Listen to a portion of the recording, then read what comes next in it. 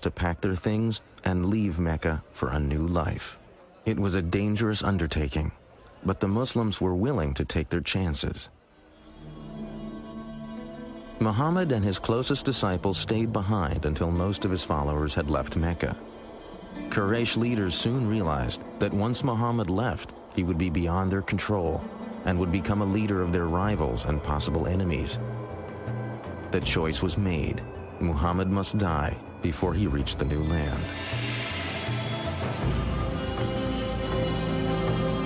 So that no one clan would have to bear responsibility, it was decided that one member of each would plunge a sword into Muhammad at the same time.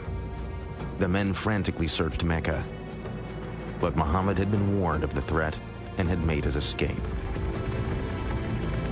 The following morning, horsemen pursued Muhammad and at last followed his trail to the entrance of a cave. Muhammad and a disciple were hiding inside. But Muslim tradition says the Quraysh assassins found a pigeon nesting at the cave's mouth and the entrance covered with a spider web. The Quraysh concluded no one could be inside. Allah had protected his prophet. The flight from Mecca in 622 is known to Muslims as the Hijrah. No event has greater importance in the culture of Islam. It became the start of the Muslim calendar. It was because it was the start of the establishment of the Muslim community. So that unlike the Gregorian calendar that starts with the birth date of Christ, the Muslim calendar, or the Islamic calendar, which is based on the lunar calendar, is one that is based on this concept of community. When Muhammad arrived in Yathrib, people rushed to meet him and all wanted the honor of having him stay in their house.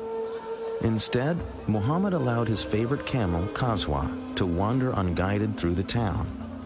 When at last Qaswa stopped and fell to her knees, Muhammad declared that was the spot where he would live. He ordered work to begin on a house and the first mosque. Henceforth, Yathrib would be called Medina, a name simply meaning the city.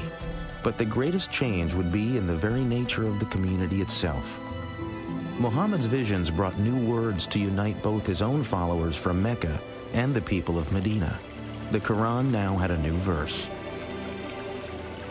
Those who believed and made the Hijrah, and those who gave their homes and helped, these are the protectors of one another.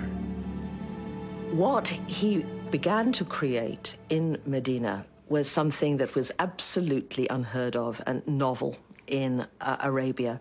It was a community bound together by an ideal, by a shared ideology, by a shared religion, not by blood. He was creating, as it were, a super tribe where people were not related to one another, but they were related to one another in faith and by agreement. If you think about 7th century Arabia being based on tribal kinship, the idea of a community based on a faith that anyone could join, slave, woman, man, rich, poor, dark, light, was revolutionary, and of course, very menacing for some.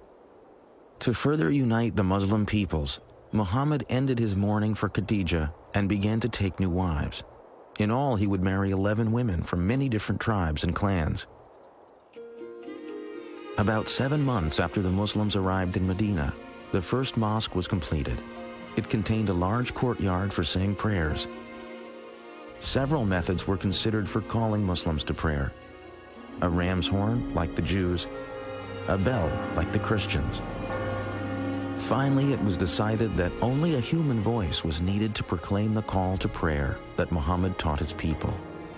A young man was selected to make the call, and for the first time, Muslims heard the words that still echo from mosques around the world, beckoning all to come to God. Allahu Akbar, Allahu. I bear witness that there is no God but Allah. I bear witness that Muhammad is the apostle of God.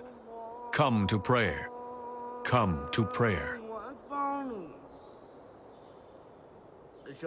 Muhammad had believed he was calling the faithful back to a religion Arabs shared with Judaism and Christianity. But following Allah's orders, the Prophet now set out to create a new identity for the Islamic community that would separate it from the older forms of monotheism. The Quran also and the Prophet believed that the revelation that had been given to Moses in what is called the Torah and the revelation to Jesus had become distorted historically, not by the prophets, but by their later communities. To dramatize the shift away from Christianity and Judaism, another order became part of the Quran. Muslims were no longer to face Jerusalem when they prayed. Forever after, God's faithful would pray facing Mecca and the Kaaba. Muhammad now had the responsibility of dealing with the mundane but important tasks of government.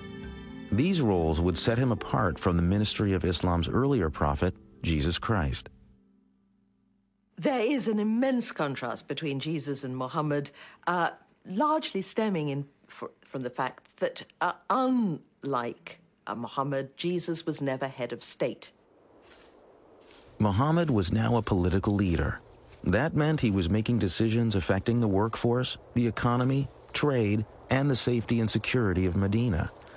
To protect the struggling young community, Muhammad knew the basic politics of Arabia would need to change, and that meant the threat of the Quraysh would have to be met. Increasingly, Muhammad would turn to a solution the world has come to fear and all too often associate with Islam. He would turn to armed conflict.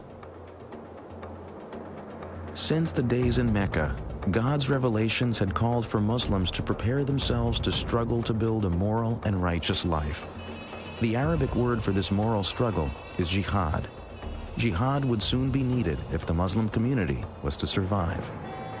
For when the Prophet and his followers had left Mecca, it was clear to all that a day would come when they would have to defend their beliefs in battle.